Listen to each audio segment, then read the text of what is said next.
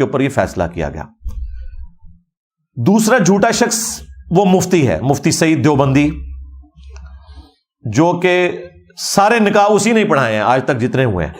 اب شاید آندہ ہونے والا نکاح تو وہ نہ پڑھا سکے, لیکن ابھی تک جتنے ہوئے ہیں اسی نے پڑھائے ہیں. اور وہ تو پی ٹی آئی کا بینیفیشری ہے. وہ باقاعدہ اس جماعت میں کور کمیٹی میں شامل ہونے کے لیے اپنی نوٹیفیکیشن نکالنے کے لیے اس نے بڑی کوششیں کی. وہ آپ کو پتا ہے آڈیو کال بھی, ایک گفتگو بھی لیک ہوئی تھی نعیم الحق صاحب کی, اور ایک اور خاتون صحافی تھیں, اور ان کا نام بھی بشرا ہی ہے, جن کا انٹرویو کیا ہے عمر چیمہ نے بعد میں.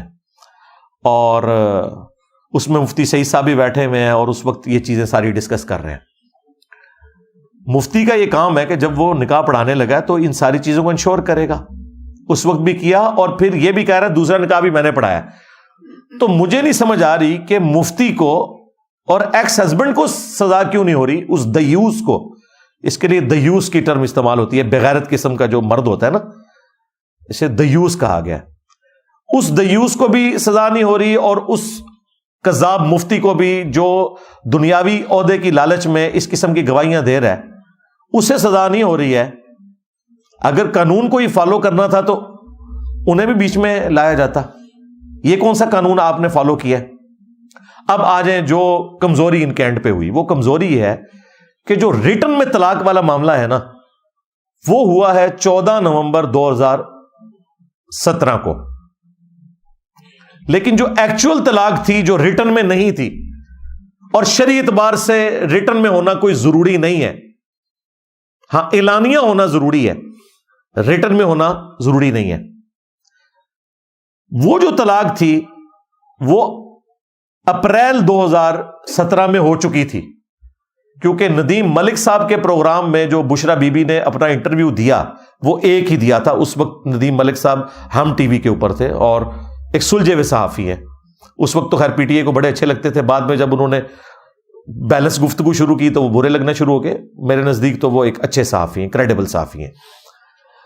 تو ندیم ملک صاحب کو بشرا بی بی نے کہا کہ آپ واحد ہیں جنہوں نے میری عزت کے اوپر حملہ نہیں کیا, آپ نے بڑی ڈیسنٹ گفتگو کی, لہٰذا میں نے پورے میڈیا میں آپ کو سلیکٹ کیا ہے کہ میں آپ کو انٹرویو دوں.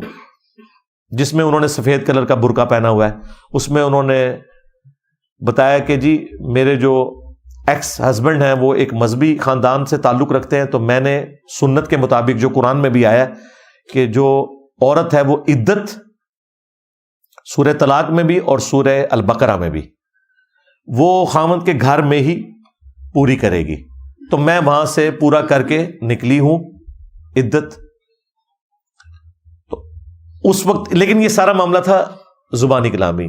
دوسری طرف قانون آپ کو پتا ہے اندھا ہوتا ہے. قانوناً تو ریٹن میں جو طلاق ہوئی وہ ہوئی 14 نومبر کو, اور جو ریٹن میں نکاح رجسٹرڈ ہوا ہے نا مفتی صاحب کے رجسٹر کے اوپر, اس کے اوپر پتا کیا ڈیٹ لکھی ہوئی ہے؟ 1 جنوری 2018. اب 1 جنوری 2018 کو تو بمشکل 47 ڈیز بنتے ہیں. 47 ڈیز کے بعد نکاح ہو گیا. اگر وہ قرآن پاک والی عدت لے کے چلتے تو ان کی ایج جو ہے نا بشرا بی بی کی نکاح کے وقت 46 ایئرز ہے, کیونکہ ان کی جو شناختی کارڈ بھی پبلک میں آ چکا ہے. اس میں نے جو ڈیٹ پڑھی ہے وہ 12 مارچ 1971 کی پیدائش ہے. ویسے گوگل میں تو 74 آ رہی ہے, لیکن جو اوریجنل شناختی کارڈ ہے جو صحافیوں کے پاس بھی تھا, جو ڈسپلے بھی کروایا, اس میں 71 ہے. تو 46 ایئرز کی ایج میں جو ہے وہ عورت کے مخصوص ایام والا معاملہ ختم ہونا شروع ہو جاتا ہے, اور آلموسٹ 50 تک ہو جاتا ہے. بعض کا 46-7 میں ہی ہو جاتا ہے. اس کیس میں جو لکھا ہوا ہے کہ جی ان کا وہ مخصوص ایام والا معاملہ ابھی ختم نہیں ہوا تھا. میں کوڈ ورڈز میں گفتگو کر رہا ہوں, اس کی وجہ یہ ہے کہ ہماری سسٹرز نے بھی دیکھنا ہے, بچوں نے بھی دیکھنا ہے, تو میں وہ اس طرح کے الفاظ استعمال خود نہیں کروں گا, کیونکہ میں نے بات بھی سمجھانی ہے, آپ کو پہنچانی ہے. بہرحال وہ عمر چیمہ کی جو رپورٹ تھی نا وہ صحیح نکلی. لہذا سب سے پہلے تو پی ٹی آئی کے آفیشل جو سوشل میڈیا کے انچارج ہیں یا خود خان صاحب ہیں, سب لوگوں کو عمر چیمہ سے تو پہلے معافی مانگنی چاہیے, جیو سے بھی معافی مانگنی چاہیے. جب جیو نے یہ خبر بریک کی تھی انہوں نے کہا جھوٹ بول رہے ہیں, ابھی تو صرف رشتے کا پیغام بھیجا ہے ہم نے, اور پھر انہوں نے ایک 18 فروری کو سرمنی ارینج کی, اور اس کو انہوں نے کہا جی آج نکاح ہوا ہے. لیکن حیران کن بات بتاؤں, عدالت میں جا کے انہوں نے کہا جی 18 کو نکاح نہیں ہوا, نکاح ہمارا 1 جنوری کو ہی ہوا تھا. اب دیکھیں نا, آج کے دور میں تو 2 نمبریاں پکڑی جاتی ہیں. تو پھر عمر چیمہ سے معافی مانگے. اچھا 18 کو کیوں کیا تھا انہوں نے؟ اس لیے کہ انہوں نے مفتی سعید صاحب سے کہا کہ جی وہ عدت کے اندر ہو گیا تھا نکاح, تو اب عدت چکے پوری ہو چکی ہے, 3 مہینے پورے گزر چکے ہیں 14 فروری کو, تو اب 18 فروری کو ہم یہ نکاح کروا رہے ہیں. اس وقت یہ سٹیٹمنٹ تھی بقول مفتی سعید صاحب کے, لیکن اس سٹیٹمنٹ سے اب یہ لوگ پھر رہے ہیں. یعنی دونوں طرف کوئی, یعنی سٹیٹمنٹس بھی ایک جیسی نہیں ہے کہ جس کی بنیاد کے اوپر کوئی فیصلہ اس حوالے سے کیا جا سکے. الٹیمیٹلی اب انہوں نے کہا کہ بھئی اگر ہم 1 جنوری 2018 کو نکاح رجسٹرڈ کروا رہے ہیں, تو اگرچہ یہ آلموسٹ 47 ڈیز بنتے ہیں, 14 نومبر سے کیلکولیٹ کریں. سپریم کورٹ کا ایک فیصلہ پرانا موجود ہے کہ 39 ڈیز کی بھی عدت ہو سکتی ہے ایکسٹرا آرڈنری کیس میں, اس عورت کے لیے جس کے مخصوص ایام 3 دن کے آتے ہوں اور پھر 15 دن بعد دوبارہ پاک ہو جائے. اب یہ کوئی کروڑوں میں ایک کوئی ایسی عورت ہوگی جس کے ساتھ ایسے ہوتا ہو, ادروائز ایسا عموماً نہیں ہوتا. انہوں نے اس سپریم کورٹ کے کیس کی پلی لی اور انہوں نے کہا کہ اگر آپ ریٹن طلاق کو لے کے چلنا ہے نا 14 نومبر والی, تو انہوں نے عدالت سے یہ کہا, یعنی خان صاحب نے اور ان کی وائف نے, تو تب بھی ہم 39 دن والا معاملہ ہمارا سپریم کورٹ کے اعتبار سے قانوناً ہم درست ہے, ہم اس کی پلی لیں گے. چونکہ عدالت کی لڑائی لڑنے کے لیے آپ کو پھر اسی قسم کے سہارے لینے پڑتے ہیں, کیونکہ عدالت تو زبانی کلامی باتوں کو نہیں مانتی. انہوں نے کہا شرعی طور پہ تو طلاق تھی اپریل کی, چلیں اگر آپ نے ریٹرن میں بھی عدالت نے لے کے چلنا ہے نا, تو یہ 39 دن سے زیادہ ہی بنتے ہیں. حالانکہ شرعی اعتبار سے یہ ان کا کلیم بھی غلط تھا, وہ تو ایک ایکسٹرا آرڈنری کیس میں ہے. میرے اعتبار سے عورت اگر یہ کہہ رہی ہے کہ اپریل میں میری طلاق ہو گئی تھی, بعد میں اس کو کاغذی کارروائی کرنے کے لیے 14 نومبر میں ریٹرن میں کیا گیا, تو شرعی طور پہ عورت کی گواہی کو ہی درست ماننا چاہیے. قرآن بھی اسی کو سپورٹ کرتا ہے. ہاں قانوناً جو سکم رہ گیا اس کے اوپر چلیں, کوئی اگر تعزیراً کوئی معاملہ کرنا ہے وہ ایک الگ بات ہے, لیکن یہ اتنی بڑی سزا سنانا 7 سال کے لیے, اور شکر ہے ابھی تو انہوں نے اس کو بدکاری سے تعبیر نہیں کیا. وہ یہ بھی کر سکتے تھے کہ یہ بدکاری کی ہے کہ جی انہوں نے عدت کے اندر نکاح کیا ہے. انہوں نے کہا چلیں ہم اس نکاح کو ختم کر دیتے ہیں اور 5 لاکھ روپے جرمانہ اور 7 سال کی قید دونوں کو دی جائے. اور پلی یہ لی کہ انہوں نے ایک غیر قانونی ایکٹیویٹی کو انڈورس کیا ہے جو نہیں ہو سکتی تھی 1 جنوری 2018 کو. وہ انہوں نے غیر قانونی ایکٹیویٹی کی جو نکاح نہیں ہو سکتا تھا, اس کی سزا ملے گی. تعزیراً سزا بن سکتی ہے اگر یہ چیز اسٹیبلش ہو جائے, لیکن اتنی بڑی نہیں, یہ ذہن میں رکھیے گا. وہ بخاری اور مسلم دونوں میں حدیث ہے, نبی علیہ السلام نے فرمایا کہ جن معاملات میں اللہ تعالیٰ نے کوئی حد مقرر نہیں فرمائی, جس طرح یہ کیس ہے کہ اگر کوئی عدت کے اندر نکاح کر لے, وہ سورۃ البقرہ میں واضح ہے کہ عدت کے اندر نکاح کرنا حرام ہے, یہ اللہ کی حد کو توڑنا ہے, لیکن سزا نہیں آئی. کیا ہے سزا؟ اب تعزیراً دی جا سکتی ہے. حدود اللہ والا معاملہ تو کوئی نہیں. حدود اللہ وہ ہیں جہاں اللہ تعالیٰ نے سزائیں بتائی ہیں, جس طرح چور کے ہاتھ کاٹے جائیں گے سورۃ المائدہ میں آیا, اسی طریقے سے غیر شادی شدہ جو زانی ہے اس کی سزا سورۃ النور میں 100 کوڑے آئی. جہاں اللہ تعالیٰ نے کوئی سزائیں مقرر نہیں کی ہوئی ہیں وہاں پہ تعزیر ہوتی ہے اور وہ قاضی کرتا ہے. گیون سرکمسٹانسز میں جو وہ سزا دے سکتا ہے وہ دے گا. اس کے لیے بھی بخاری مسلم میں نبی علیہ السلام نے فرمایا کہ تعزیراً 10 کوڑوں سے زیادہ کی سزا نہیں دی جا سکتی. یہاں تو آپ 7 سال ایک بندے کی زندگی کے چھین رہے اور اوپر 5 لاکھ روپے جرمانہ, اور جرمانہ نہ ادا کرنے کی صورت میں اتنے مہینے مزید قید, تو یہ سزا بھی شرعی طور پہ درست نہیں ہے. اب آ جائیں اس طرف جو شریعت کے پوائنٹ آف ویو سے میں نے بیان کیا تھا کہ اس کے اوپر اجماع امت ہے کہ نمبر 1 عدت کے اندر نکاح نہیں ہو سکتا, اس کے اوپر اجماع امت ہے. نمبر 2 اس کے اوپر بھی اجماع امت ہے, کوئی اختلاف نہیں ہے کہ اگر کوئی یہ نکاح کر لیتا ہے تو وہ زنا شمار نہیں ہوگا, زیادہ سے زیادہ آپ کہہ دیں گے کہ یہ نکاح باطل ہے یا اس نکاح کو آپ ختم کر دیں گے، اور اگر کوئی سزا اس کی تعزیراً مقرر کرنی ہے تو وہ بخاری مسلم میں نے بتایا کہ تعزیراً 10 کوڑوں سے زیادہ کی سزا نہیں ہو سکتی۔ یہ 2 پوائنٹس ہو گئے۔ اور تیسرا پوائنٹ اس حوالے سے یہ ہے کہ عورت کی گواہی حرف آخر مانی جائے گی عدت کے اعتبار سے۔ وہ اگر کہہ دے کہ میری عدت پوری ہو چکی ہے تو اس کے اوپر تو کوئی کیمرہ نہیں لگا ہوا، نہ لگانے کی ضرورت ہے، اس کی گواہی جو ہے معتبر مانی جائے گی۔ اس کو سپورٹیو وہ حدیث بھی ہے جو صحیح بخاری کے اندر موجود ہے۔ نبی الاسلام کے مبارک زمانے میں عقبہ بن حارث ایک صحابی تھے، انہوں نے کسی عورت سے شادی کی تو کچھ دنوں کے بعد ایک عورت منظر عام پہ آئی اور اس نے آ کے بتایا کہ بھئی میں نے تم دونوں کو بچپن میں دودھ پلایا ہوا ہے، لہذا تم رضاعت کے رشتے میں بہن بھائی بنتے ہو۔ تو دونوں طرف کی پارٹیوں نے ریجیکٹ کر دیا۔ پھر وہ نبی الاسلام کے پاس آئی تو نبی الاسلام نے اس اکیلی عورت کی گواہی کی بنیاد کے اوپر میاں بیوی میں تفریق کروا دی کہ یہ چونکہ دودھ کے رشتے میں بہن بھائی بن چکے ہوئے تھے اور یہ عورت کہہ رہی ہے جس نے پلایا تھا، تو اکیلی ایک عورت کی گواہی کو نبی الاسلام نے قبول کیا۔ اسی طریقے سے عدت کے کیس کے اندر بھی اکیلی عورت کی گواہی کو قبول کیا جائے گا۔ وہ اگر آپ سورۃ البقرہ میں آیت نمبر 228 پڑھیں تو آپ کو اندازہ ہو جائے گا کہ عورت ہی گواہی دے گی۔ اس حوالے سے اس میں واضح اشارہ موجود ہے، اور اس گواہی کو پھر کوئی چیلنج نہیں کرے گا، اور عورت وہ جس کے اپنے نکاح والا معاملہ ہے، کوئی دوسری عورت نہیں۔ وہ میں آیت کور کر دیتا ہوں، اور اس کے بعد اینڈ پہ میں 9 کیسز آپ کو بتاؤں گا ایسے کہ جن میں عدت کتنی بنتی ہے۔ ٹوٹل 9 کیسز بنتے ہیں۔ اس کیس میں کتنی عدت بنے گی، اس کیس میں کتنی بنے گی، وہ میں مختصر وہ بھی بتا دوں گا، لیکن یہ آیت کور کرنا ورڈ بائی ورڈ ضروری تھا۔ اعوذ باللہ من الشیطان الرجیم، بسم اللہ الرحمن الرحیم۔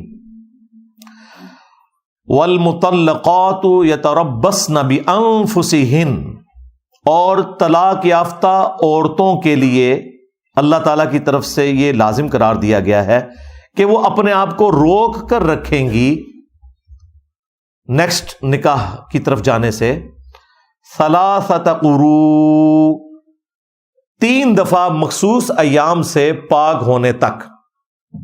یہ میں کوڈ ورڈز میں گفتگو کر رہا ہوں، ظاہر ہے کہ سسٹرز نے بھی دیکھنا ہے اور ینگ بچے بھی دیکھتے ہیں، اس لیے میں وہ الفاظ استعمال کروں جو عام فہم ہو۔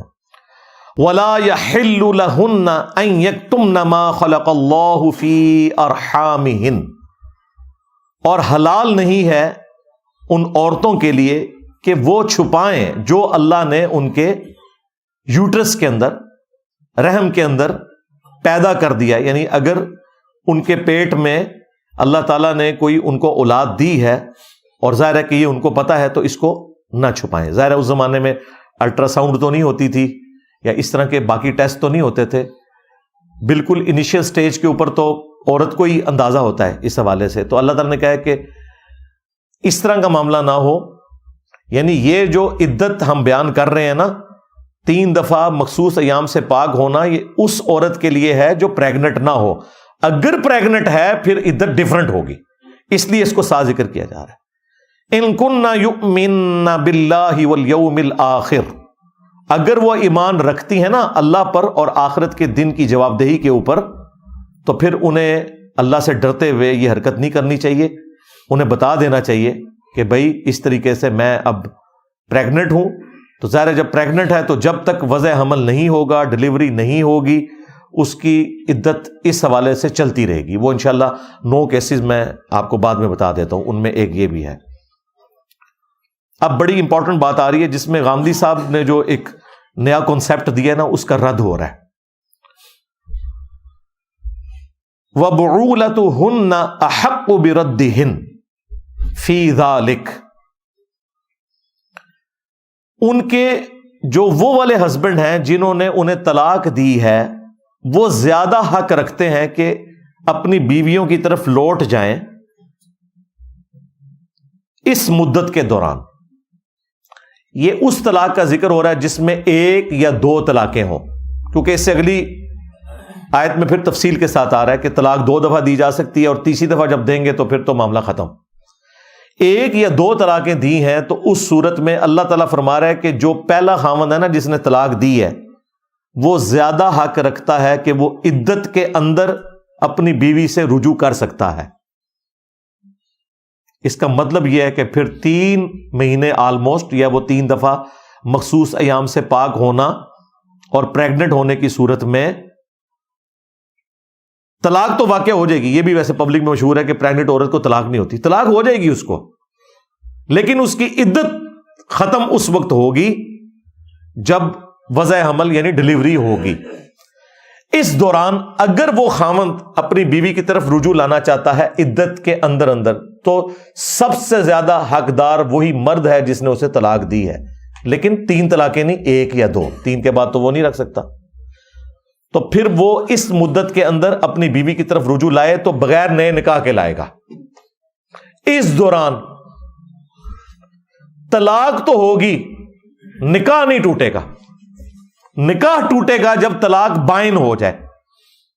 اس دوران جو طلاق ہے وہ رجعی رہے گی، یعنی آپ رجوع کر سکتے ہیں۔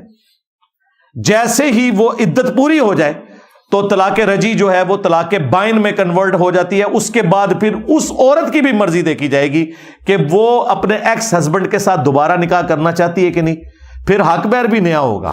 ہاں، پھر یہ نہیں ہوگا کہ ٹھیک ہے جی میں اب رجوع لاتا ہوں۔ رجوع لانے کا اختیار وہی 3 مہینے اپروکسیمیٹلی بات ہو رہی ہے، یعنی 3 تو اور اس کے اندر اس کے بعد اس بیوی کی مرضی۔ اور یہ بھی اس کیس میں اگر 1 یا 2 طلاقیں ہوئی ہیں۔ اگر 3 طلاقیں ہوئی ہیں تو پھر جا کے اہل حدیثوں سے فتویٰ نہیں لینا بھائی، ہاں، اور نہ حنفیوں سے حلالہ کرانا ہے نہ اہل حدیثوں سے حرامہ کروانا ہے، دونوں ہی حرام ہے۔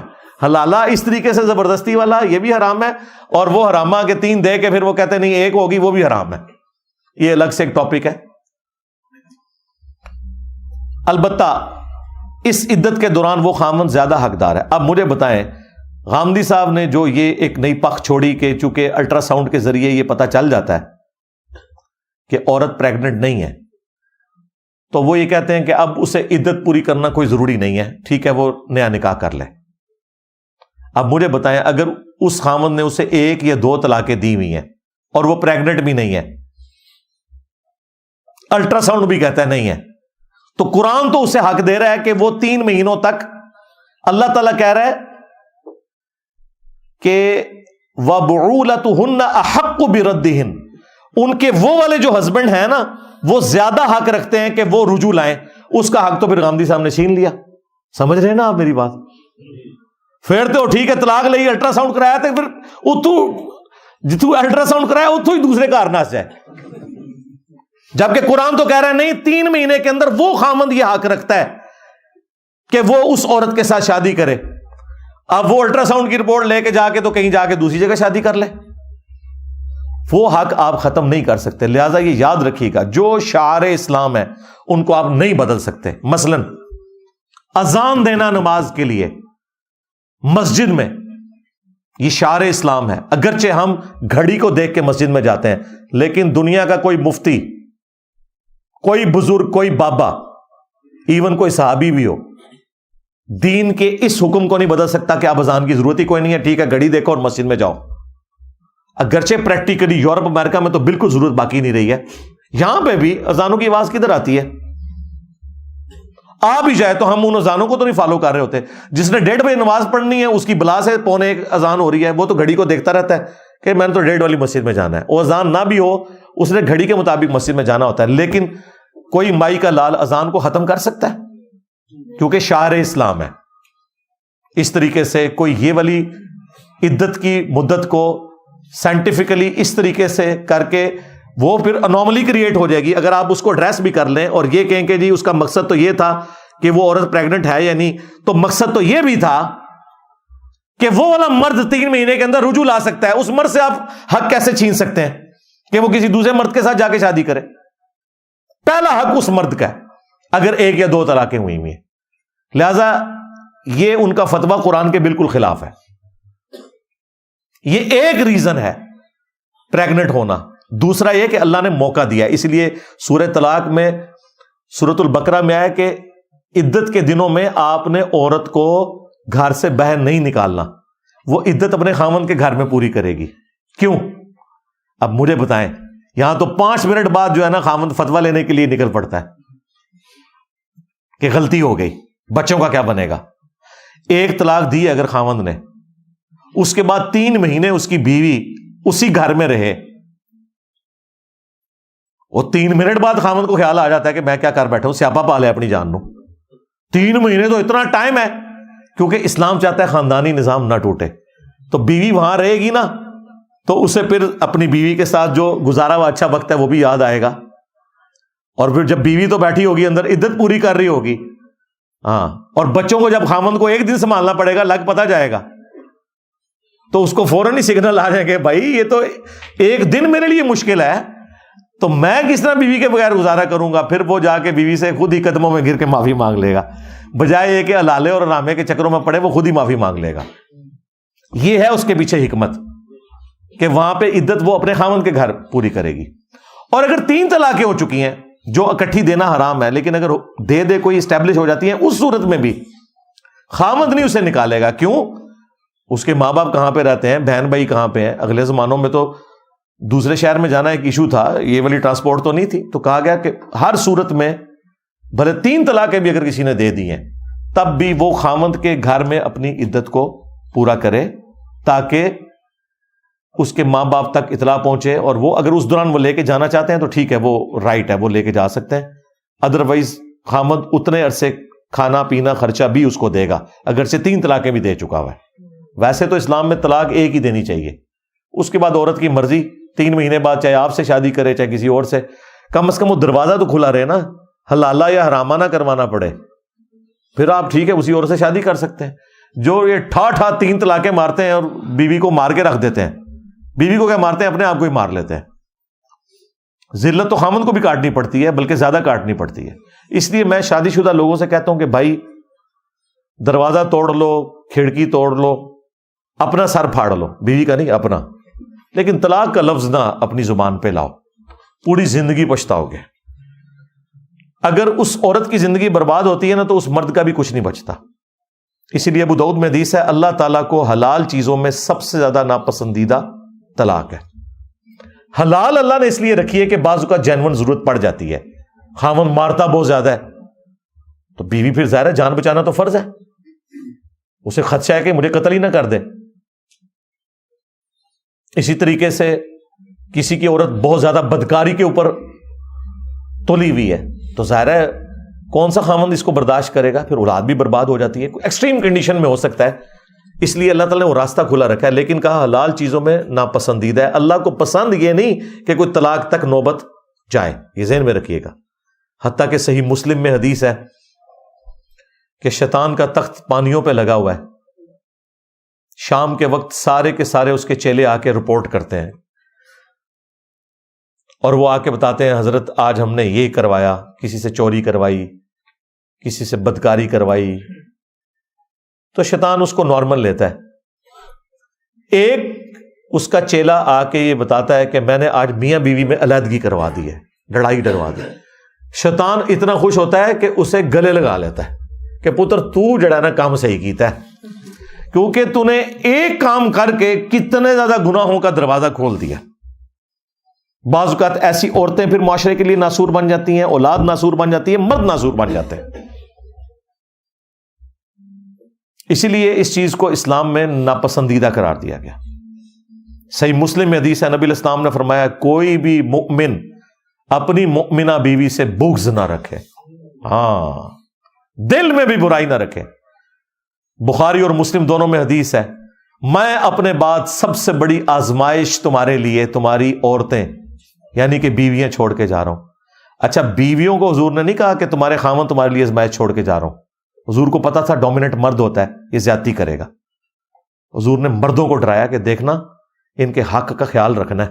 ہاں بخاری مسلم دونوں میں حدیث ہے، عورت کو اللہ نے ٹیڑھی پسلی سے مرد کی پیدا کیا ہے، اسے سیدھا کرنے کی کوشش نہ کرو، توڑ بیٹھو گے، اسے توڑنا، اسے طلاق دینا ہے، اس سے نفع حاصل کرو۔ صحیح مسلم میں حدیث ہے، دنیا متاع ہے، برتنے کی جگہ ہے، اور دنیا کا بہترین سرمایہ نیک بیوی ہے. یہ تو حقیقت بات ہے. اس لیے نبی علیہ السلام نے اس حوالے سے ترغیب دلائی. اور عورتوں کے حقوق کے معاملے میں تو نبی علیہ السلام بہت سینسٹیو تھے. بخاری مسلم میں حدیث ہے، ایک سفر میں قافلہ جا رہا تھا تو عورتوں کو بھی اونٹوں پہ بٹھایا جاتا تھا. ہودے جو ہوتے تھے وہ بڑی بڑی ڈولیاں. مرد زیادہ تر پیدل چلتے تھے. ظاہر ہے عورت کا پروٹوکول ہے، اسلام میں تو عورت کا پروٹوکول ہے بھائی. وہ گھر کی رانی ہے، اس کو پروٹوکول دیا جائے گا. ابھی بھی دیکھیں آپ یار، مرد بچارے شام کے وقت اپنی بیویوں کو موٹر بائکس پہ پیچھے بٹھا کے اپنے ماں باپ کی برائیاں سننے کے لیے ساتھ بٹھا کے لے کے جا رہے ہوتے ہیں، ڈرائیونگ خود کر رہے ہوتے ہیں. دن کو معیشت کی مصیبت بھی اٹھاتے ہیں اور رات کو بیویوں کے تانے بھی سنتے ہیں. اور بیویاں بھی ظاہر تکلیف کاٹ رہی ہیں، اس میں کوئی شک نہیں ہے. تو مردوں کو اللہ تعالیٰ نے اس اعتبار سے یہ کہا ہے کہ انہوں نے پازیٹیو بہیو کرنا ہے. تو بخاری مسلم کی حدیث کہ عورتوں کو جو قافلہ ہانکنے والا بندہ ہوتا تھا نا، نبی علیہ السلام اس سے فرماتے تھے کہ اس قافلے کو آہستہ آہستہ ہانکو، شیشیاں ہیں کہیں ٹوٹ نہ جائیں. ہاں، یعنی عورتوں کو اللہ نے نرم و نازک بنایا ہے. تو نبی علیہ السلام وہ اونٹ ہانکنے والے مردوں کو کہتے تھے جو عورتوں کے اونٹوں کو ہانک رہے ہوتے تھے کہ شیشیاں رکھی ہوئی ہیں. جس طرح شیشہ ہے نا، اس کے چانسز ہیں شیشے کا کوئی برتن ہو ٹوٹ جائے گا، اس طرح عورتوں کو یہ بھی تکلیف نہ دو کہ ان کے اونٹ کو تیزی سے ہانکا جائے کہ کہیں ان کو تکلیف ہوگی. ظاہر ہے وہ ان کا مزاج ہی نہیں ہوتا. یہ تو چند ایک ذرا ہوتی ہیں نا عورتیں جو ککروں میں اپنے خامند پکا کے کھا جاتی ہیں یا تھپڑ مارتی ہیں خامدوں کو. زیادہ تر تو عورتیں بیچاری کمزور ہی ہیں نا. ظاہر دنیا نے بھی مان لیا، اسی لیے دیکھ لیں مردوں کے مقابلے اولمپکس میں عورتوں کے ساتھ تو نہیں ہوتے. ورنہ تو اگر یہ برابر ہو اس اعتبار سے، ہیومن ڈگنیٹی میں برابر ہے. بلکہ اگر مجھ سے پوچھیں تو اسلام میں عورت کا مقام مردوں سے زیادہ ہی ہے ہیومن ڈگنیٹی میں. لیکن فزیکل اگر آپ ہیلتھ کے پوائنٹ آف ویو سے، سرکمسٹانسز کے پوائنٹ آف ویو سے دیکھیں تو ظاہر ہے کہ مردوں کو اللہ تعالیٰ نے اس حوالے سے زیادہ اسٹرانگ بنایا، تو ان کی ذمہ داری بھی پھر زیادہ ہے. تو واپس آ جائیں اسی آیت کی طرف، سورہ البقرہ کی آیت نمبر 228. اللہ تعالیٰ فرما رہا ہے وَبُعُولَتُهُنَّ أَحَقُّ بِرَدِّهِنَّ فِي ذَلِكَ. اس عرصے میں وہ مرد زیادہ حقدار ہے جس کی وہ بیوی ہے کہ ایک یا دو طلاق ہوئی ہے تو وہ رجوع لائے. یہ نہیں ہے کہ الٹرا ساؤنڈ کروا کے تو عورت کہے کہ ٹھیک ہے جی میں تو پریگننٹ نہیں ہوں لہذا میں جا رہی ہوں اب کیونکہ غامدی صاحب نے فتویٰ دے دیا ہے. نہیں. ان ارادو اصلاحا، اگر وہ واقعی اصلاح کا ارادہ رکھتے ہیں، مستقبل میں اکٹھا ساتھ رہنا چاہتے ہیں، تو پھر یہ معاملات انشاءاللہ بہتری کی طرف جائیں گے. وَلَهُنَّ مِثْلُ الَّذِي عَلَيْهِنَّ بِالْمَعْرُوفِ. اب یہاں تو اللہ تعالیٰ نے فرمایا نا کہ مرد زیادہ حقدار ہے کہ وہ عورت کی طرف رجوع لائے، تو پھر اللہ نے اسے بیلنس کیا. وَلَهُنَّ مِثْلُ الَّذِي عَلَيْهِنَّ بِالْمَعْرُوفِ. اسی طریقے سے ان عورتوں کے بھی حقوق ہیں اپنے مردوں کے اوپر دستور کے مطابق. یہ نہیں ہے کہ مرد ہی ہے جو وہ حق رکھتا ہے، عورت کا بھی اپنے مرد کے اوپر حق ہے. وَلِلرِّجَالِ عَلَيْهِنَّ دَرَجَةٌ. البتہ مردوں کو اللہ نے عورتوں پر اس اعتبار سے فضیلت دی ہے. سورۃ النساء میں بھی آیا نا الرجال قوامون علی النساء. مرد عورتوں کے اوپر حاکم ہے. حاکم سے مراد یہ نہیں کہ اس کو رعایا بنا کے رکھیں گے اس اعتبار سے کہ اس پہ چڑھ دوڑیں گے، نہیں. خاندانی جب ایک نظام بنے گا، ایک ادارہ وجود میں آئے گا تو ادارے کا ہیڈ ایک ہی ہوتا ہے، ادارے کا CEO ایک ہی ہوتا ہے، ادارے کا ڈائریکٹر ایک ہی ہوتا ہے. ہاں ڈپٹی ڈائریکٹرز آپ بے شک 10 رکھ لیں. تو ادارے میں ایک ڈومیننٹ پوزیشن مرد کے لیے ہے، اس لیے اللہ تعالیٰ نے اس میں برداشت زیادہ رکھی ہے اور طلاق کا حق بھی اسے دیا ہوا ہے. عورت کے لیے خلا ہے لیکن وہ ایک طریقے سے ہوگا. عورت خود اسے ایگزیکیوٹ نہیں کر سکتی، خلا کو ایک پروسیجر کو فالو کرے گی، لیکن مرد کو ایگزیکیوٹ کرنے میں ایک لمحے کی بھی دوری نہیں ہے. لیکن اللہ نے برداشت بھی دی ہوئی ہے، اس لیے مرد کو چاہیے کہ بجائے وہ طلاق دینے کے اوپر زور دے، جس طرح بخاری مسلم میں آتا ہے کہ وہ سیدہ فاطمہ اور سیدنا علی کا آپس میں کوئی اختلاف ہوا تو حضرت علی گھر سے باہر نکل گئے. شریف مرد ایسے ہوتے ہیں اور جا کے وہ مسجد میں لیٹ گئے اور پھر نبی علیہ السلام پیچھے سے آئے اور بندہ بھیجا، خود تشریف لے گئے اور کہا اٹھ ابو تراب، اے مٹی میں لپٹنے والے۔ حضرت علی نے پھر اپنی کنیت ابو تراب رکھ لی۔ تو اس میں میرا ایک کلپ بھی آیا تھا کہ لڑائی کرنے کی بجائے آپ زن مرید، یعنی کہ پنجابی میں رن مرید بن جائے، یہ زیادہ بہتر ہے اگر آپ نے اپنا گھر چلانا ہے۔ تو ان کا درجہ ہے اس اعتبار سے کہ پہلا رائٹ ان کو دیا گیا ہے، اور پھر سورۃ النساء میں ساتھ یہ بھی آیا کہ مرد چکے عورتوں کے اوپر خرچہ بھی کرتے ہیں۔ واللہ عزیز حکیم، اور اللہ تعالیٰ غالب ہے، حکمت والا ہے۔ تو اللہ تعالیٰ کے سارے احکامات حکمت کے ساتھ ہے۔ تو یہ میں نے سورہ البقرہ کی آیت نمبر 228 کور کی، جس میں اللہ تعالیٰ نے واضح فرما دیا کہ جو شادی شدہ عورتیں ہیں ان کی عدت 3 دفعہ مخصوص ایام سے پاک ہونا ہے، اگر وہ پریگنٹ نہ ہو۔ اگر پریگنٹ ہوں گی پھر ڈیفرنٹ حکم ہوگا، اور وہ اب میں اینڈ میں مختصراً وہ 9 کیسز بیان کر دیتا ہوں صرف حوالے کی حد تک، باقی وہ ساری آیات نہیں پڑھوں گا ورنہ ٹائم زیادہ لگ جائے گا۔ مقصد تو میرا بات پہنچانا ہے، آلموسٹ میں الحمدللہ اس حوالے سے کامیاب ہو گیا ہوں کہ آپ کو پوری بات سمجھا دی ہے۔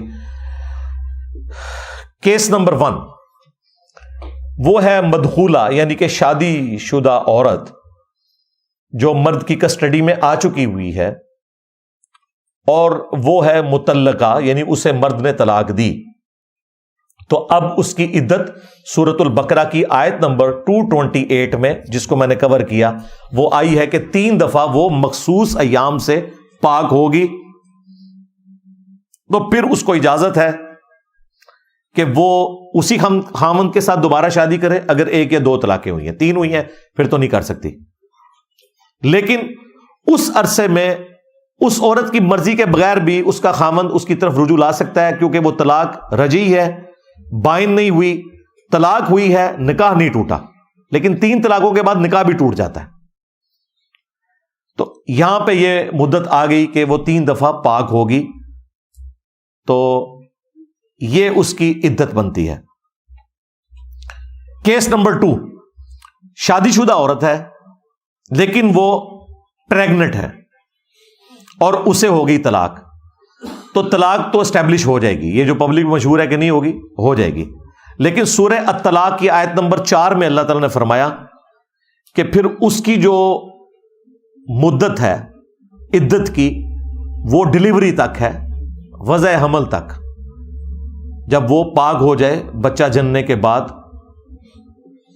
اور اس میں یہ بھی ایکسیپشن ہے اس حوالے سے کہ اگر اسی دن اس کی ڈیلیوری ہو جاتی ہے یا اگلے دن ہو جاتی ہے، پھر یہ نہیں کہا جائے گا کہ 3 مہینے اس نے پورے کرنے، نہیں، اس کی ختم، کیونکہ اللہ تعالیٰ نے اسے اتنی بڑی خوشی دی ہے کہ دوسری والی اس سے پابندی اللہ تعالیٰ نے پھر اٹھا لی ہے۔ یہ اس کے پیچھے حکمت ہے۔ اچھا، کیس نمبر 3 عورت پریگنٹ تھی، طلاق تو اس کے مرد نے اسے نہیں دی، لیکن خامند اس کا فوت ہو گیا۔ اب بخاری اور مسلم میں ایک حدیث موجود ہے، نبی علیہ السلام کے سامنے یہ کیس آیا، کیونکہ یہ کیس قرآن میں نہیں ڈسکس ہوا تھا۔ قرآن میں یہ تو آیا تھا کہ جو پریگنٹ عورت ہے اس کی عدت وضع حمل ہے، لیکن یہ قرآن میں کیس آیا تھا اس عورت کا جس کو طلاق ہوئی ہو، جس عورت کا خامند فوت ہو گیا اور وہ پریگنٹ تھی، اس کی ڈیلیوری ہو گئی 2-3 دن کے بعد، تو کیا اس کی عدت ختم ہوگی یا نہیں ہوگی؟ بخاری مسلم دونوں میں حدیث ہے، نبی علیہ السلام کے سامنے یہ کیس آیا تو آپ نے فرمایا کہ اس کی عدت بھی ختم ہے، وہ چاہے تو دوسرا نکاح کر سکتی ہے۔ یعنی جو بیوہ عورت ہے وہ بھی وضع حمل ڈیلیوری کے بعد دوسرا نکاح کر سکتی ہے، اس کے لیے وہ 4 مہینے 10 دن والا معاملہ بھی ختم، اگر وہ پریگنٹ تھی، کیونکہ اللہ نے اسے اتنی بڑی خوشی دی کہ اس کے خامن کے مرنے کا شوق ختم ہو گیا۔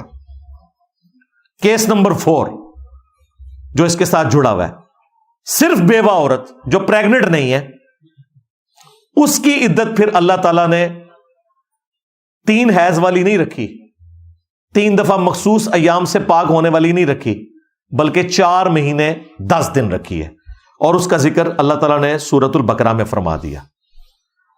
چاہے وہ جوان عورت تھی، اس کو مخصوص ایام کا سلسلہ تھا، اب وہ 3 مہینے سے بھی اس کی زیادہ ہو گئی، اور اس کی ایکسٹینشن بخاری مسلم میں آئی ہے کہ یہ بیسیکلی اس عورت کا سوگ ہے 4 مہینے 10 دن، لیکن یہ سوگ ختم ہو جائے گا اگر اس کی ڈیلیوری ہو جائے، کیونکہ اللہ نے اسے اولاد کی شکل میں خوشی اتنی بڑی دے دی ہے کہ اس کا سوگ ختم ہے۔ وہ بخاری مسلم میں حدیث ہے نا، کسی عورت کے لیے حلال نہیں ہے کہ وہ 3 دن سے زیادہ سوگ کرے، جو اللہ اور یوم آخرت پر ایمان رکھنے والی عورت ہے، سوائے اپنے خامند کے کہ اس کے لیے 4 مہینے 10 دن وہ کرے گی۔ لیکن یہ سوگ بھی ختم ہو جائے گا اگر اسے اولاد کی ڈیلیوری کی خوشی مل گئی ہے تو سوگ ختم، پھر 4 مہینے 10 دن پورے کرنا ضروری نہیں ہے، عدت ختم۔ کیس نمبر 5 اور 6 یہ دونوں جڑے میں، اور اسی میں وہ ایک مسئلہ ہے جو ایتھیسٹ بھی اٹھاتے ہیں، جو پچھلے دنوں میں نے اس کے اوپر کچھ لائیو سیشن میں بھی گفتگو کی تھی۔ اگرچہ میری جو پرانی قرآن کلاس ہے اس میں یہ مسئلہ اوور لک ہو گیا تھا مجھ سے، میرے سامنے وہ بعد میں آیا کہ یہ ایک کریٹیکل ایشو ہے۔ اس میں نے یہ تفسیر اس کی بیان کرتے ہوئے یہ کہہ دیا تھا کہ جو عورت ابھی مخصوص ایام کو نہیں پہنچی ہوئی ہے اس کی جو عدت ہے وہ 3 مہینے ہے، لیکن میں نے ساتھ یہ بتایا تھا کہ اس عورت کی رخصتی نہیں ہو سکتی۔ اصل میں تو ایتھیسٹ نے یہی مسئلہ اٹھایا ہوا ہے کہ ایک نابالغہ عورت کو آپ مرد کے حوالے کیسے کر سکتے ہیں، تو اس وقت بھی میں نے یہ والی بات نہیں، لیکن مجھ سے یہ اوور لک ہو گیا کہ یہ تو نارملی بن جائے گی، کیونکہ دوسری طرف سورۃ الاحزاب میں آیا ہے کہ جس عورت کی رخصتی نہیں ہوئی ہے اس کی تو عدت ہی کوئی نہیں ہے۔ جب بعد میں میری توجہ اس طرف گئی تو پھر میں نے اس کے اوپر پوری ریسرچ کی، اور پچھلے دنوں بائی چانس ایک کوشچن بھی آیا تو میں نے اس کے اوپر تفصیلی گفتگو کی تھی۔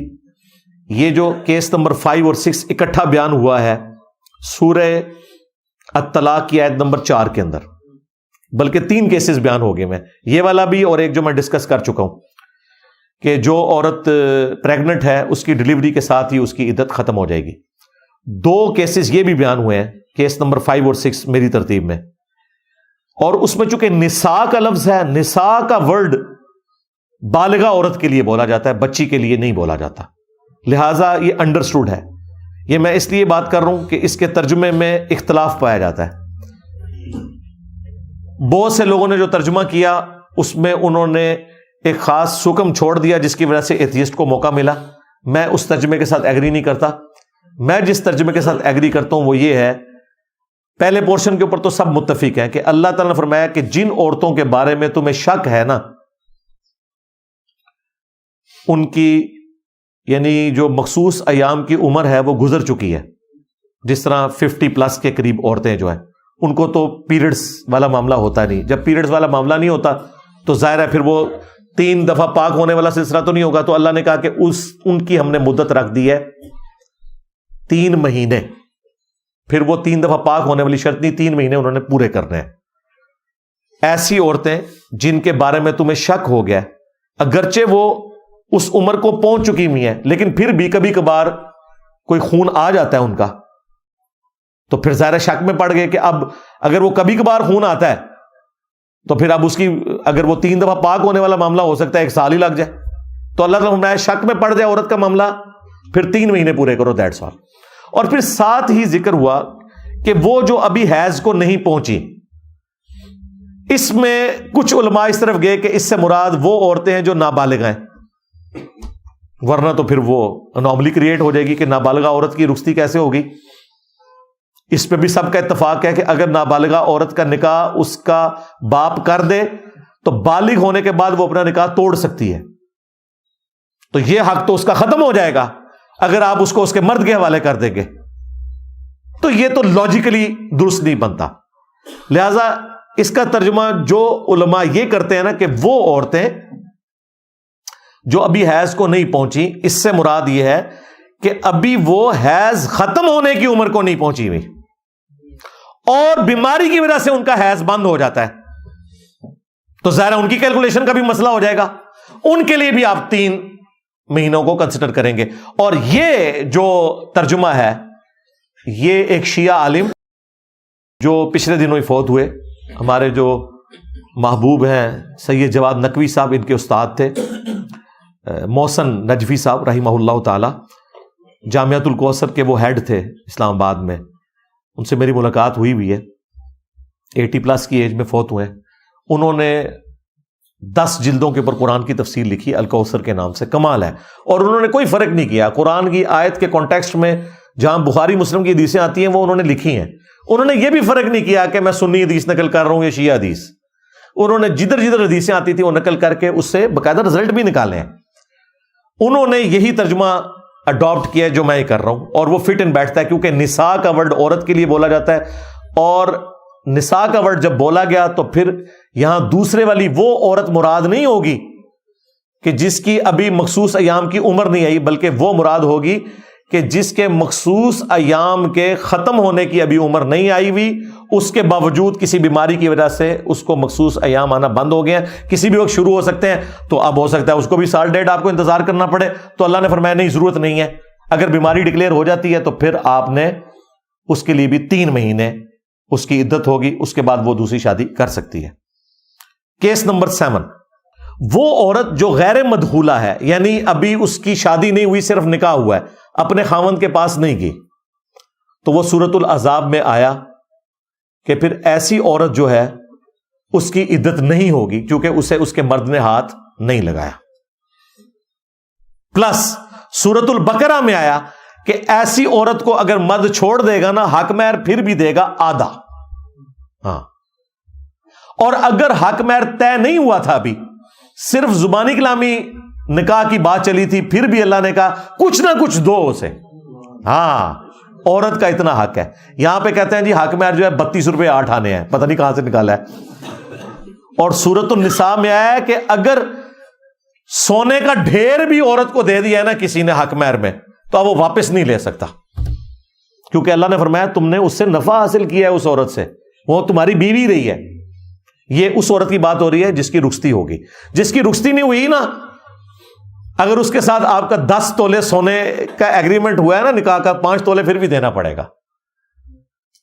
آپ بھلے چیختے رہیں کہ جی وہ میرے پاس تو آئی نہیں ہے, یہ تو نکاح ہی ہوا تھا, لیکن اللہ نے کہا نہیں دینا ہے.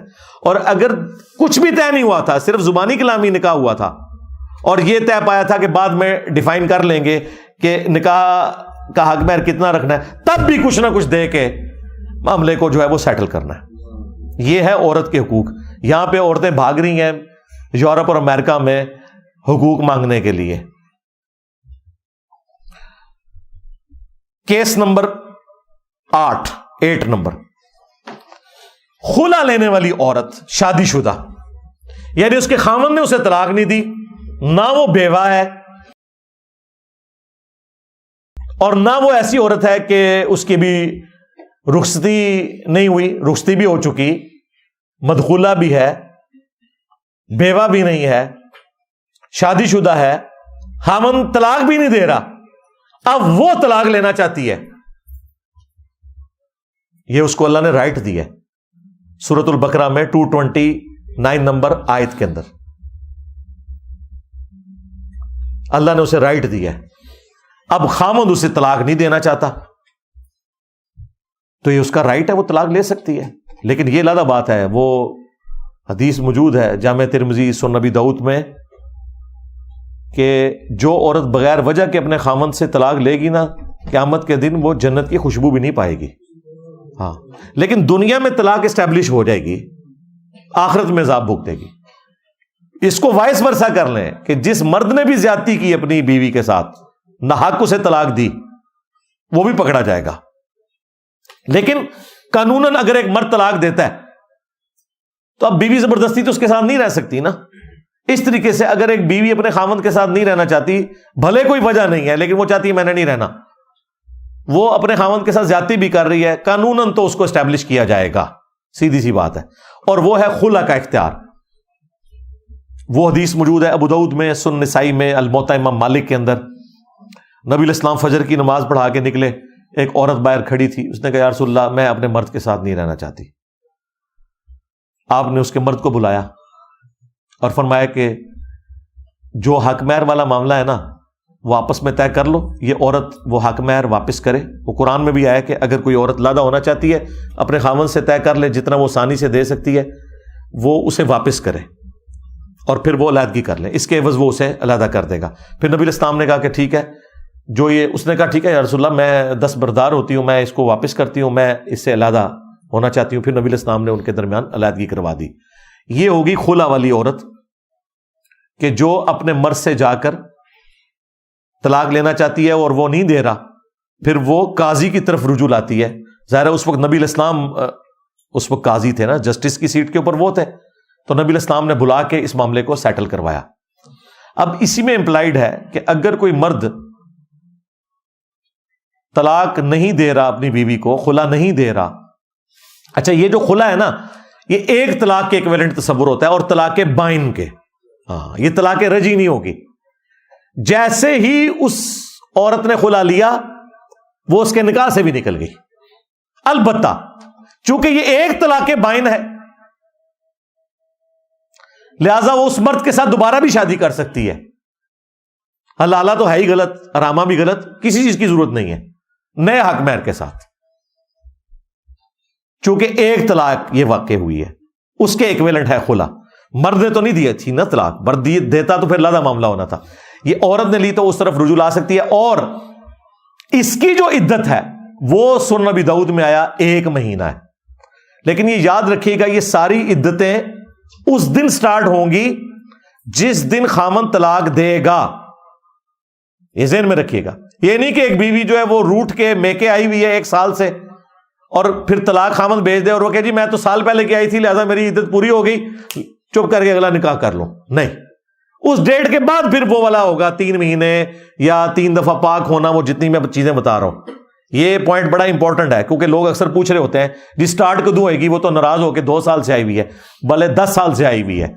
اور اس طرح ناراضگی سے 10 سال سے اگر میاں بیوی آپس میں ایک جگہ نہیں رہے ہیں, نکاح بھی نہیں ٹوٹتا جب تک کہ اس نکاح کو اس طریقے سے نہیں توڑا جائے گا.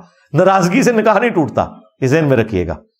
اور سٹارٹ اس دن سے ہوگی جس دن وہ باقاعدہ طور پہ اسے ڈکلیئر کرے گا, بھلے زبانی کرے بھلے ریٹن میں.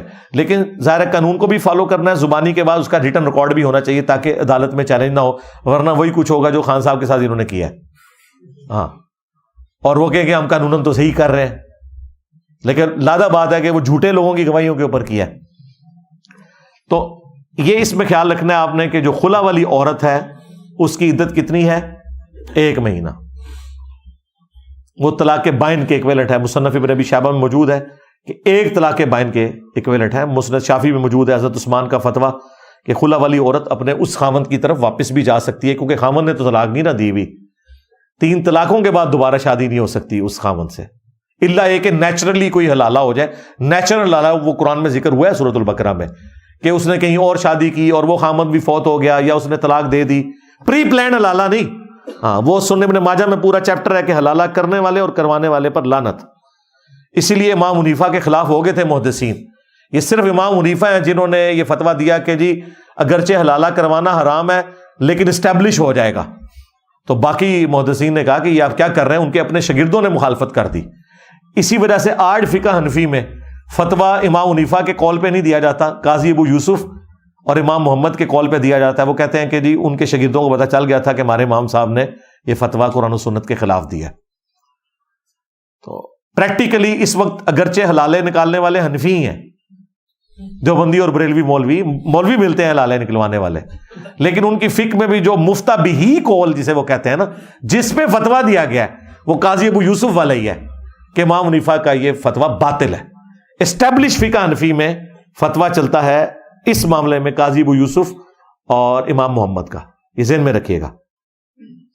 بہرحال یہ 8واں کیس تھا کہ خلا والی جو عورت ہے وہ پھر 1 مہینے اپنی عدت پوری کرے گی اور اس کے بعد اس کی مرضی, چاہے اسی خاوند سے دوبارہ شادی کر لے, لیکن ظاہر کدھر کرے گی, اسے تو جان چڑھائی تھی, لیکن آپشن موجود ہے.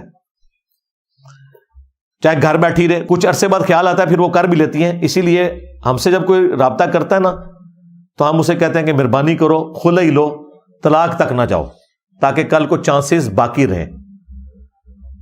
پوائنٹ آف نو ریٹرن پہ تو نہ پہنچ جاؤ. خلے میں تو چانسز ہے نا کہ وہ واپس اس طرف آ سکتے ہیں. یہاں پہ بعض اوقات ایسا ہوتا ہے خامند اتنے ظالم ہوتے ہیں کہ کورٹس ان کو بلاتی رہتی ہیں اور وہ جاتے ہی نہیں ہیں. الٹیمیٹلی ایکس پارٹی ڈیسیژن ہو جاتا ہے عورت کے حق میں. بعد میں پھر وہ مولویوں کو لے کے نا عورتیں عدالتوں پہ چڑھائی کر دیتی ہیں. وہ پچھلے دنوں آپ نے دیکھا ہے ہمارے جو کراچی کے مفتی صاحب ہیں بڑے غصے میں آئے ہوئے تھے, چونکہ فقہ حنفی میں خلا ہے ہی کوئی نہیں ہے. ہاں یہ بڑا خطرناک معاملہ ہے. فقہ حنفی میں یہ ہے کہ خلا نہیں ہوگا جب تک خاوند طلاق نہ دے.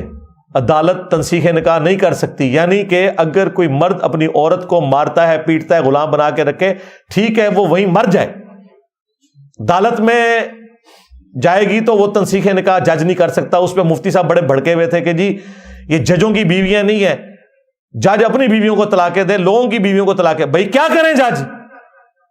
تمہارے گھنڈے قسم کے جو حنفی عوام ہیں اور گھنڈے قسم کے جو حنفی مولوی ہیں وہ اپنی بیویوں پہ ظلم کرتے ہیں, طلاق بھی نہیں دیتے, تو ان کی سنوائی کہاں پہ ہوگی؟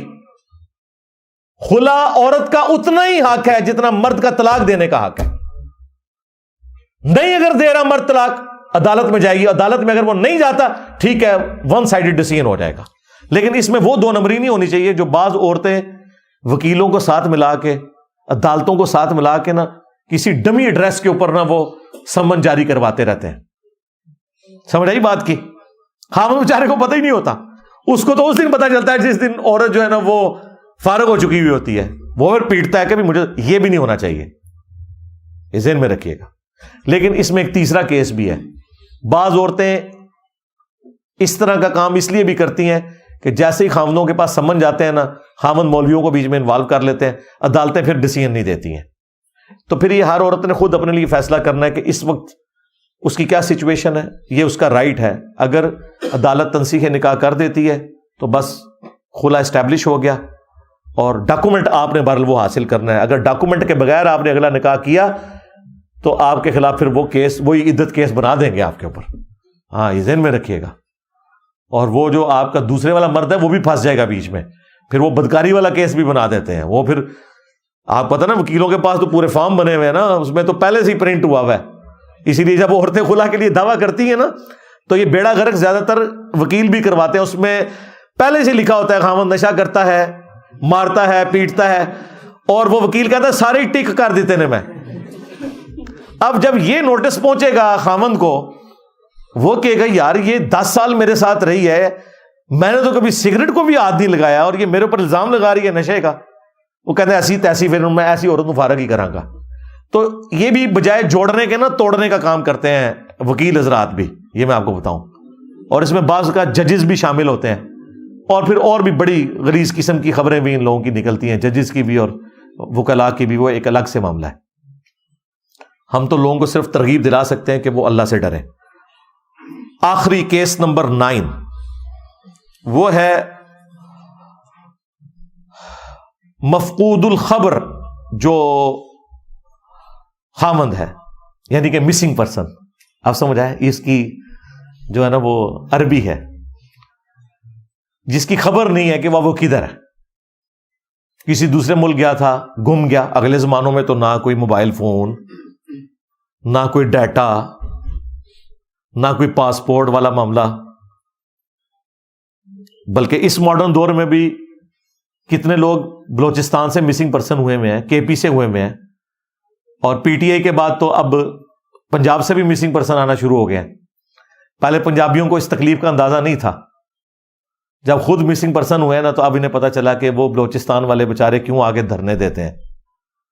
تو دیکھیں وہ ہمارے بھائی جو ہیں عمران ریاض حفظہ اللہ تعالی, انہوں نے دھرنے میں جا کے معافی مانگی کہ یار میں اس زمانے میں اسٹیبلشمنٹ کو خوش کرنے کے لیے وی لاگز میں کہتا تھا کہ کچھ نہ کچھ تو کیا ہے بلوچیوں نے جو اٹھائے گئے ہیں. وہ اپنی وائف کو ساتھ لے کے گئے ہیں, اور میں سلوٹ کرتا ہوں, انہوں نے بڑی جرت کی ہے, معافی مانگی ہے بلوچیوں سے. انہوں نے کہا میں جب خود ہوا ہوں نا مسنگ تو مجھے اس تکلیف کا اندازہ ہوا ہے. یہ حقیقت بات ہے. جس کے گھر سولر نہیں ہے, یو پی ایس نہیں ہے, اسی کو اندازہ ہے کہ لوڈ شیڈنگ ہو گرمیوں میں تو رات کو بچے نہ سوئیں, پوری رات آپ بھی جاگیں, صبح آپ نے کیا مزدوری کرنی ہے. جن کے گھروں میں جنریٹر لگے ہوئے ہیں وہ دروں میں کھڑے ہو کے آپ کو کہیں گے بجلی کے بل پھاڑ دو, کوئی مسئلہ نہیں ہے, کیونکہ ان کی بجلی تو کٹ بھی گئی تو ان کے پاس جنریٹر ہیں. جن کے وہ بل پھڑوا رہے ہیں اور آگے لگوا رہے ہیں نا, ان بیچاروں کے تو بچوں نے نہیں سونا, ان کے گھروں کا خرچہ کون اٹھائے گا؟ یہ دوسروں کو مشورے دینا بڑے آسان ہوتے ہیں. تو اب ایسا مرد جو گم چکا ہے اس کے لیے کیا ہے؟ اس میں شریعت خاموش ہے. الحمدللہ یہ اسلام کی سچائی ہے کہ اس کے بارے میں کوئی شرعی حکم قرآن و سنت میں نہیں آیا. یہ اسلام کے قیامت تک حق پہ ہونے کی دلیل ہے کہ اسلام نے اسے اوپن چھوڑ دیا. جو میں اکثر کہتا ہوں کہ اجتہاد اسلام کی خوبصورتی ہے. اجتہاد کا دروازہ قیامت تک کھلا ہوا ہے. قرآن و سنت فکس ہیں, اجماع امت کو بھی آپ اسی میں شامل کر لیں. جو اجتہاد اور قیاس ہے یہ قیامت تک اللہ نے کھول کے رکھا ہے. کیوں؟ اللہ کو پتا تھا کہ حالات و واقعات کا ڈیسیژن تو وہ لوگ کریں گے نا جن کے زمانے میں وہ مسئلہ ہوگا. مجھے بتائیں, امام حنیفہ کو تو پتہ ہی نہیں ہے انتقال خون یعنی بلڈ ڈونیشن کیا ہے. امام حنیفہ نے کینگرو دیکھا ہی نہیں ہے, وہ کیسے بتائیں حلال ہے کہ حرام ہے. امام شافعی نے تو ریل گاڑی دیکھی نہیں ہے. امام مالک نے تو ہوائی جہاز دیکھا ہی نہیں ہے. امام احمد بن حنبل نے تو کیمرہ دیکھا ہی نہیں ہے. ان سارے اماموں نے اسپیکر کے بارے میں جانتے ہی نہیں ہیں. وہ بیچارے کیسے فتوے دے سکتے تھے اس زمانے میں؟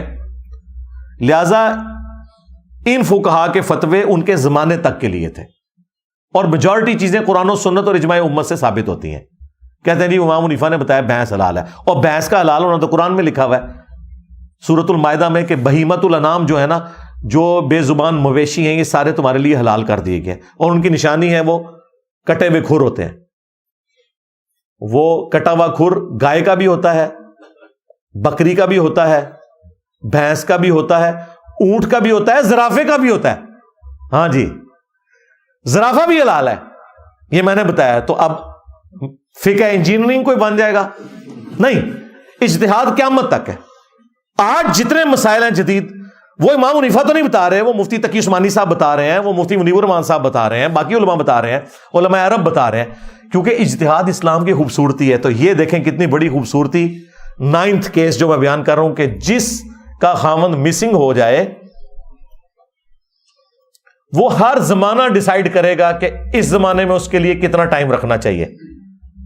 امام ابو حنیفہ رحمۃ اللہ علیہ نے اپنے زمانے میں ایسا عجیب و غریب فتویٰ دیا کہ وہ آج تک حنفیوں کے گھاٹے میں فٹ ہے, کسی کو منہ دکھانے کے قابل نہیں ہے.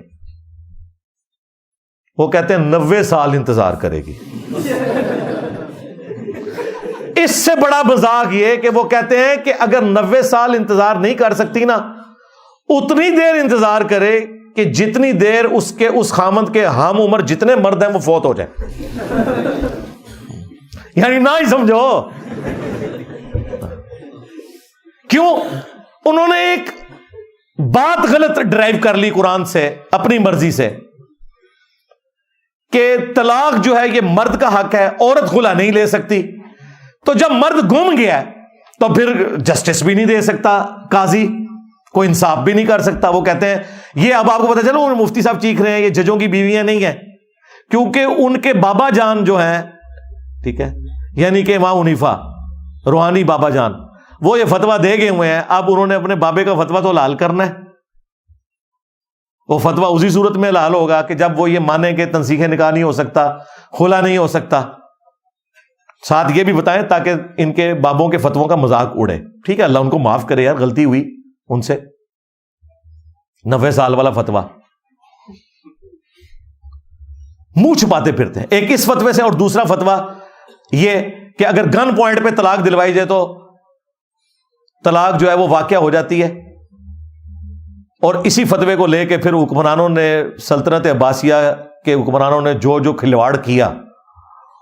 لوگ کہتے ہیں فقہ حنفی کیسے پھیل گئی, جب فقہ حنفی کے بڑے بنو عباس کو فتوے دیں کہ وہ لوگوں کی بیویوں سے زبردستی طلاقیں کروا کے شادی کریں, تو پھر اس کے فائدے میں اس وقت کی اسٹیبلشمنٹ بنو عباس نے فقہ حنفی کو گن پوائنٹ تلوار کے زور کے اوپر نافذ کر دیا 3 بر اعظموں کے اوپر.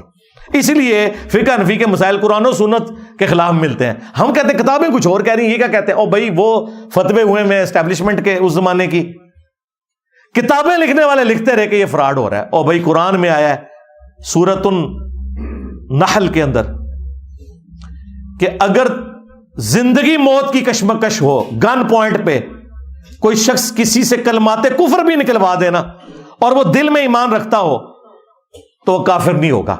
یار اگر زندگی موت کی کشمکش میں کوئی بندہ کافر نہیں ہوتا, جان بچانے کے لیے اگر وہ کفر بھی بک دے تو جان بچانے کے لیے اگر گن پوائنٹ پہ کسی کی بیوی کو طلاق دلوا دی جائے تو طلاق کیسے واقع ہو جائے گی؟ ایمان تو بڑی چیز ہے, لیکن ان کے بڑے نے فتویٰ دیا ہوا ہے کہ جی طلاق ہو جائے گی. کیوں؟ وہ بینیفیشری تھے اس وقت کی بنو عباس کی اسٹیبلشمنٹ کے, انہوں نے اپنی فقہ نافذ کروانی تھی اور اس کا انہوں نے فائدہ اٹھایا. یہ دو مسئلے ایسے ہیں, ویسے تو بے شمار مسئلے ہیں جسے یہ منہ چھپاتے پھرتے ہیں, ان مسئلوں سے یہ منہ چھپاتے پھرتے ہیں. یہ نہیں بتا سکتی اپنے عوام کو کہ یہ مسئلے جو ہیں قرآن و سنت کے خلاف ہیں. ان کے گاٹے فٹ ہو گئے. میں اب آپ کو پتا چلا وہ مفتی صاحب کیوں غصہ کھا رہے تھے, یہ ججوں کی بیویاں نہیں ہیں, جج اپنی بیویوں کو طلاق دیں, کیونکہ انہیں پتا ہے کہ یہ مسئلہ کہاں تک کھورا ساڑھے گھر نکل آنا ہے. ہاں وہ کھورا نکلتا پیا سی, انہیں کہتے ہی ختم کر دو. لیکن آپ کو پتا اب تو انجینئر کا فتنہ آ چکا ہے, ہاں عربی والا فتنہ. تو یہ بالکل فراڈ کے اوپر مبنی ہے. اس طریقے سے ظلم کے اوپر کوئی شخص اپنی عورت کو غلام بنا کے نہیں رکھ سکتا, اس کا رائٹ ہے, وہ خلا لے گی. اور دوسرا مسئلہ جو میں نے بتایا مسنگ پرسن والا, اگر کسی کا خاوند مسنگ پرسن ہو چکا ہے تو یہ 90 سال والا فتویٰ بالکل ردی کی ٹوکری میں پھینکنے والا ہے. آپ دیکھیں اسی زمانے میں امام مالک ہوئے ہیں, امام مالک اور امام حنیفہ کا زمانہ ایک ہے. امام مالک نے اسی زمانے میں فتویٰ دیا تھا کہ 4 سال انتظار کرے گی, 4 سال بس. 4 سال کے بعد عدالت تنسیخ نکاح کر دے, اس کے بعد اگر اس کا خاوند واپس بھی آ جائے وہ اس عورت کے اوپر کوئی حق نہیں رکھتا, وہ اپنے نئے شوہر کے ساتھ رہے گی. لیکن یہ بھی فتویٰ ہے, قرآن و سنت نہیں ہے. ہاں یہ ذہن میں رکھیے گا. فتوے کا مطلب یہ ہوتا ہے کہ یہ اس عالم نے سمجھا اسے. ہمارے نزدیک یہ 4 سال بھی بہت زیادہ ہے اس دور کے اعتبار سے. اور بھائی اس دور کے اندر اگر کوئی وہ ایجنسیوں کا اٹھایا ہوا بندہ نہ ہو تو الگ بات, ادروائز 4 مہینے کے اندر پتا چل جاتا ہے بندہ کدھر ہے. ٹھیک ہے, اب تو ایجنسیاں بھی تھوڑی ایجوکیٹ ہو گئی ہیں, طریقے سے آ کے کوئی عدالتوں میں کچھ نہ کچھ رپورٹ کر ہی دیتی ہیں, تھوڑی عدالتیں بھی جان دکھاتی ہیں. تو ادروائز اس طرح کے جو معاملات ہیں, میں پہلے بھی کہتا ہوں ایکسٹرا جوڈیشل ایکٹیویٹی خواہ کوئی مذہبی جماعت کرے, خواہ کوئی سیاسی جماعت کرے, خواہ کوئی ریاستی ادارہ کرے, یہ اتنا بڑا ظلم ہے آپ لوگوں کو اندازہ نہیں ہے. میں خود ایسے لوگوں کو جانتا ہوں جو بیچارے 10-10 سال سے مسنگ ہیں اور ان کی بیویاں اور بچے گھر میں ذلیل ہو رہے ہیں. یار بتا دو, کم از کم ان کی بیویاں تو آگے ڈیسائیڈ کریں نا انہوں نے کیا کرنا ہے. یہ کتنا بڑا ظلم ہے. تو مسنگ پرسن کا یہ والا ایشو بھی ہوتا ہے. بل اسلام میں اس کے اوپر کوئی قرآن و سنت نے نہیں بتایا, اسے اوپن چھوڑا تاکہ ہر آنے والا زمانہ ڈیسائیڈ کرے, جس طرح کہ آج ہم ڈیسائیڈ کریں گے. اب امام حنیفہ اور امام مالک نہیں ڈیسائیڈ کریں گے, ورنہ 90 سال, ہاں 4 سال بھی بہت زیادہ ہے اس زمانے میں. تو خیر خبر پتہ چل جاتی ہے. دنیا کے کسی سمندر میں کوئی جہاز گر جائے, ڈوب جائے, خبر نہیں آ جاتی, چند گھنٹوں میں پتہ چل جاتا ہے. لیکن اگلے زمانوں میں اگر کوئی شخص سمندری سفر پہ گیا تھا, کئی سال تک خبر نہیں آتی تھی کدھر گیا, وہ ڈوب تو نہیں گیا. لہذا آج کے دور میں نہ 90 سال والا فتویٰ نہ 4 سال والا فتویٰ. اچھا حنفی کئی علماء ہیں جنہوں نے امام حنیفہ کے فتوے سے بغاوت کی ہے. الازہر یونیورسٹی جو مصر والے ہیں حنفی علماء, انہوں نے کہا کہ ہم امام صاحب کے فتوے کو نہیں مانتے. اب فتویٰ پاکستان میں بھی ہمارے جو استاد غلام سو سعیدی صاحب تھے, بریلوی عالم, فوت ہو گئے رحمہ اللہ تعالی, مفتی منیف صاحب کے مدرسے میں شیخ الحدیث تھے. انہوں نے باقاعدہ شرح صحیح مسلم میں تفصیلی علماء کے اقوال لکھے ہیں کہ بعد میں فقہ حنفی کا فتویٰ یہی ہے کہ امام حنیفہ کا فتویٰ غلط تھا, امام مالک کا فتویٰ درست ہے. لیکن میں سمجھتا ہوں امام مالک کا فتویٰ بھی اس دور کے لیے ویلڈ نہیں ہے, جس دور کے اندر ہمارے پاس پاسپورٹس کا ریکارڈ موجود ہے, ڈی این اے ٹیسٹ ہو جاتا ہے, دنیا میں چھوٹے سے چھوٹے واقعے کی خبر, کوئی افریقہ کے کسی جنگل میں تو نہیں چلا گیا یا برمودا ٹرائنگل میں تو نہیں وہ چلا گیا کوئی آپ دوست میں بیٹھ کے کہ جی آپ کو پتہ ہی نہیں چل رہا, کہیں نہ کہیں تو گیا, غائب ہوا ہوا ہے, تو پتہ چل جائے گا. اس لیے آج کے دور میں تو بھائی 4 مہینے بھی کافی ہیں اور لوگوں کو ایجوکیٹ کرنے کی ضرورت ہے. 4 سال تو بہت زیادہ ہے, چلے کوئی حد کرنی ہے تو 1 سال کر لو, اس سے زیادہ کرنے کی ضرورت نہیں ہے. اور اس میں ریکویسٹ کروں گا اب ان لوگوں کو بھی جو لوگوں کو مسنگ بناتے ہیں کہ ان کی فیملیز کا خیال رکھیں. کوئی خیر خبر تو دیں یار, آڈیو سنا دیں. مجھے بتائیں کسی کی آڈیو یا ویڈیو شیئر کرنے سے جو بندہ آپ نے پکڑا ہوا ہے, کم از کم اس کے بیوی بچوں کو صبر تو آ جائے نا کہ یار زندہ ہے, امید پہ بیٹھے ہوئے. اور اگر آپ سمجھتے ہیں اس نے کوئی جرم کیا ہے تو قانوناً ثابت کریں، سزا دلوائیں. اور اگر جرم نہیں کیا اور آپ صرف شک کی بنیاد پہ پکڑ رہے ہیں، یا جرم تو کیا لیکن آپ کے پاس ثبوت نہیں، تب بھی اسلام کہتا ہے آپ اسے سزا نہیں دے سکتے. اور جو مولا علی کا قول ہے، اور یقین کریں یہ مولا علی کا قول پڑھایا جاتا ہے جوڈیشری میں، کہ قانون کے حکم کی وجہ سے 1000 بندہ بھی چھوٹ جائے کوئی مسئلہ نہیں ہے، لیکن ایک بے گناہ سزا تک نہیں پہنچنا چاہیے. یہ اکثر پھر اس پہ جواب ہی دیتے ہیں، اور دیکھیں اس طرح تو پھر کئی مجرم لوگ ہیں ہمارے پاس، تو اس طرح ثابت کرنے کے لیے کچھ نہیں ہوتا، لیکن میں نے دیکھا ہوا ہے کہ اس نے جرم کیا ہوا ہے. اور بھائی تو نے دیکھا ہوا ہے نا، اس کو کون انشور کرے گا کہ جو تیرا دیکھنا ہے وہ ویلڈ ہے بھی ہے کہ نہیں؟ یہاں تو اداروں میں ایسے لوگ ہیں جنہوں نے ذاتی دشمنی کی خاطر استحصال کیا ہے. کراچی میں آپ کو نہیں پتا کیا کچھ کیا، بعد میں خبریں نہیں کھلی، پھر سزائیں بھی ہوئی، معطل بھی ہوئے، لیکن یہ تو وہ ہوئے جن کا پتہ چل گیا. جن کا نہیں پتہ چلا کہ انہوں نے لوگوں کے اوپر جھوٹے الزامات لگائے صرف ادارے میں ہونے کی وجہ سے، وہ ادارہ کوئی بھی ہو، تو لوگ اس طرح اپنی ذاتی دشمنیاں بھی نبھاتے ہیں. تو پھر میں وہی بات کروں گا، مرنا نہیں ہے بھائی، مرنا ہے. اگر مرنا ہے تو آپ اپنی مرضی کی زندگی نہیں گزار سکتے. زندگی ویسے گزارنی ہوگی جو اس شخص نے تعلیم فرمائی ہے جس کی قبر مدینے میں ہے. صلو علی محمد وآل محمد، اللہم صلی علی محمد وعلی آل محمد واصحاب محمد وازواج محمد وامت محمد اجمعین الی یوم الدین، آمین.